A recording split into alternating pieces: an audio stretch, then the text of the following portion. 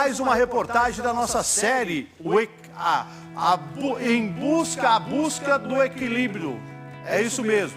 E hoje a gente vai falar das crianças e dos adolescentes que estão nessa situação. Principalmente com essa pandemia, o que teve de criança que está sofrendo, ansiedade, também de depressão, adolescentes. Eu tenho uma filha adolescente de 17 anos em casa, eu sei da situação e os pais sabem também. E hoje, na nossa série de reportagem, A Busca pelo Equilíbrio, você acompanha a reportagem a partir de agora.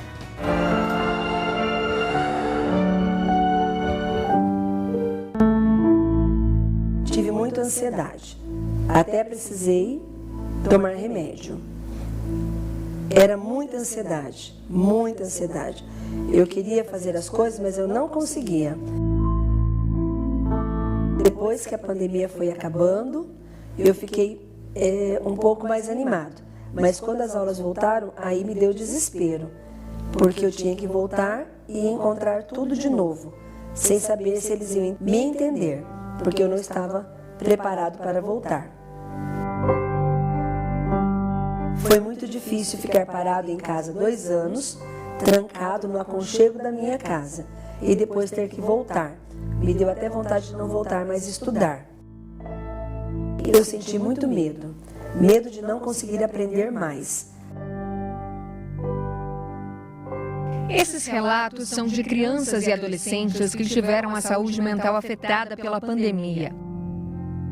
A psicóloga e mestre em distúrbios do desenvolvimento, Márcia História, tem uma clínica que oferece apoio pedagógico e psicológico há quase 3 décadas. Na volta às aulas presenciais após o isolamento, a procura por essa ajuda profissional aumentou. Nós temos casos de crianças e adolescentes e até jovens para a faculdade ainda não conseguiram retornar, do impacto ser tão forte nesse isolamento social. Porque a educação é, por excelência, esse mecanismo que ajuda essa interação, essa habilidade social.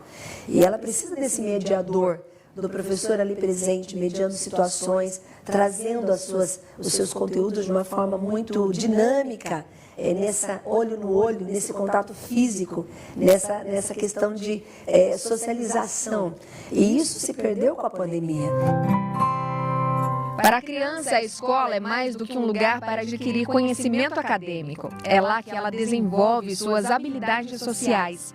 As aulas remotas geraram a perda da convivência.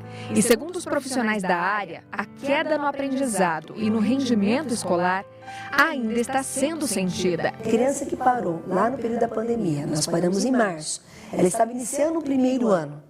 Ela voltou no 3º ano. Este período, que é o período que a criança precisa de uma estrutura para a vida acadêmica dela, que é o processo de aquisição de leitura e de escrita, ela não teve no presencial. E o online não repõe esse momento. Então, são crianças que, quando estiverem no seu 4º, 5º, 6º, se não tiver um trabalho de base, o estímulo familiar, uma organização paralela, podem sim, levar sequelas desta falha nesse período de alfabetização. Maria Lúcia é coordenadora geral em um colégio com mais de 800 alunos, do infantil ao terceirão, e conta que o retorno exigiu um trabalho intenso de acolhimento. Quando foi a primeira vez, aquele primeiro retorno, foi muito impactante. Então eram assim, choros incontroláveis, risos incontroláveis, emoções que eles não estavam sabendo administrar. Então era um momento que ninguém estava se preocupando o que aprendeu e o que não aprendeu. Era um momento de acolhimento, As crianças estavam precisando ser acolhidas. Muitos perderam entes queridos, avós, pais, e isso também causa um impacto em toda a sala de aula, porque os alunos, eles se sentem empáticos com o amigo que perdeu a sua vovó, o seu papai, a sua mamãe. As crianças, elas não conseguem se expressar muito com as palavras, mas a gente percebe nas atitudes. Então, você percebia aquele aluno encolhidinho, aquele aluno mais quieto, que também nem sempre foi tão quieto. Então, toda a escola, desde o porteiro, né, até a direção da escola, nós todos estávamos preparados para parar para ouvi-los.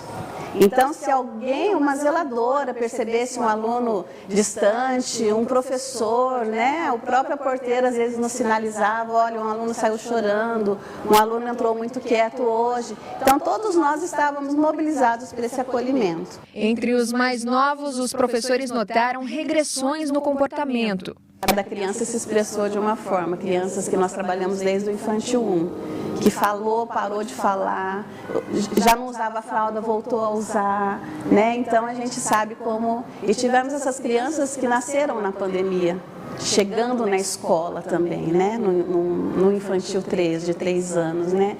Então crianças que começaram a ver o mundo aqui dentro. E a insegurança dos pais era muito grande. Os adolescentes também sentiram o impacto das mudanças. As amigas Isabela e Valentina, que cursam o ensino médio, procuraram na terapia a ajuda profissional para lidar com as emoções. Foram muitos sentimentos assim, diferentes, tudo de uma vez. Aí essa mudança acabou afetando muita gente, né? E quando voltou, demorou um pouco para se acostumar de novo, né? Até agora, tá todo mundo ainda se acostumando. Mas é uma mudança boa, foi uma mudança boa agora, né? A cabeça ficava confusa, chorava um monte. Eu lembro que eu passava bastante tempo chorando, preocupada, conversava bastante com os meus pais, desabafava. Às vezes ligava para uma amiga, eu ligava para a Isabela, inclusive, para desabafar com ela sobre...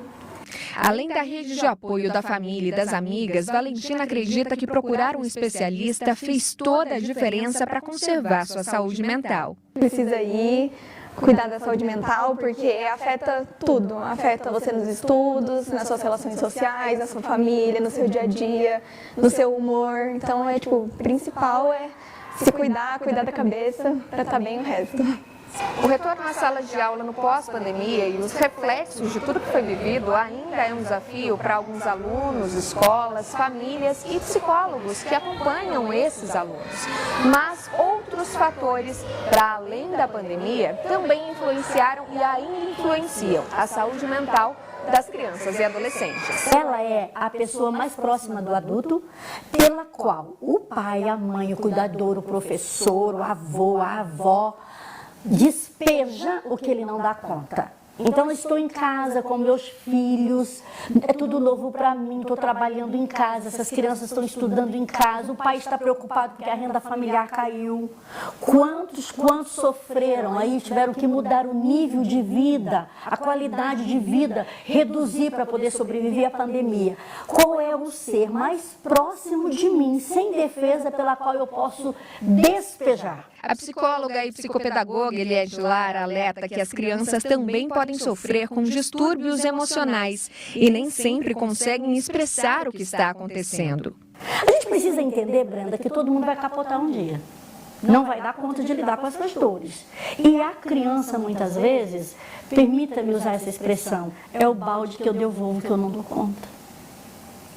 Percebe? Porque se a mãe está preocupada, o pai está preocupado, o cuidador está preocupado, o professor está ali sem saber o que fazer, é essa que eu tenho. Então eu vou projetar a minha dor, o meu lixo nessa criança. Então nós temos crianças aumentando o nível, olha, o índice de TDAH, concentração zero, sofrimento, dor, angústia. Nós temos crianças com depressão. Estima-se que 1 em cada 5 crianças e adolescentes no mundo apresente algum tipo de transtorno mental. Ansiedade, depressão, compulsão alimentar e até estresse pós-traumático são alguns deles. As causas mais comuns para essas doenças são excesso de tecnologia, violência e cobrança exagerada vinda da família. As consequências de um transtorno não identificado ou não tratado podem ser drásticas. Segundo a Organização Mundial da Saúde, quase 46 mil adolescentes morrem por suicídio a cada ano. Para cuidar da saúde mental dos mais jovens, é muito importante que os pais e pessoas próximas estejam atentas aos sinais de alerta. Irritabilidade, tristeza constante, querer ficar isolado, ter conflitos na escola, ter pesadelos frequentes podem indicar que algo está errado. E quanto antes um tratamento profissional for iniciado, melhor o resultado. É uma pessoa que tem um quadro depressivo na infância, a mãe reconhece e não quer tratar. 6 meses de tratamento. A criança zero a doença, zero, ela não evolui. Não tratou, a doença vai passar. Ela também tem que viver. Vem na puberdade, os caracteres, quando vem os caracteres sexuais secundários. A pessoa pensa, não, é da idade, adolescente, é assim mesmo, é chateado, é um chato, depressivo. Ele passa, na adolescência, de 3 a 5 anos de tratamento. Na fase adulta, a adolescência tardia, que vai ter nos homens até os 29, 30 anos, não mais os 18, nos homens até os 30, tem muito homem 30 anos imaturo, e muita mulher aos 22 já adulta. Mas tem mulheres imaturas também, na 30 anos. Então, a adolescência tardia faz com que essa pessoa tenha depressão aos 30 novamente. Não sai mais. Ir ao psiquiatra precocemente ou ir no médico é você fazer prevenção. Não evita. O que funciona é o teu vínculo, a tua forma de pensar, seja com psiquiatra ou não. É o que você busca. Comunhão é isto? Comunicar, compartilhar e conviver. Precisa ir, cuidar da saúde mental, porque afeta tudo. Afeta você nos estudos, nas suas relações sociais, na sua família, no seu dia a dia, no seu humor. Então, o principal é se cuidar, cuidar da cabeça, para estar bem o resto. Esse preconceito. Tá aí mais uma reportagem da série A Busca pelo Equilíbrio. E hoje foi um assunto muito interessante, porque a gente que é pai, você que está me assistindo, sabe que pode ter um problema dentro da sua casa, com o seu filho, com a sua filha, com o seu neto, com a sua neta, com o sobrinho, entendeu? Então é muito importante. No meu caso, eu também, todos nós, tivemos que ficar em casa por causa da pandemia. E num determinado momento eu tive que pedir ajuda também para minha filha. Eu falei, tem 17 anos, eu fui até a igreja católica do meu bairro, lá o Jardim São Silvestre, e uma psicóloga muito competente que atende as famílias através da igreja, está atendendo a minha filha e já vai para mais de 1 ano e meio, entendeu? Então acho que é um passo que a gente tem que dar como pai para ajudar. Porque a ansiedade ficou e muitos não é só ansiedade, é depressão mesmo. E a gente tem que detectar isso para tentar ajudar quem a gente mais ama. Então, pense nisso. Eu estou fazendo uma enquete com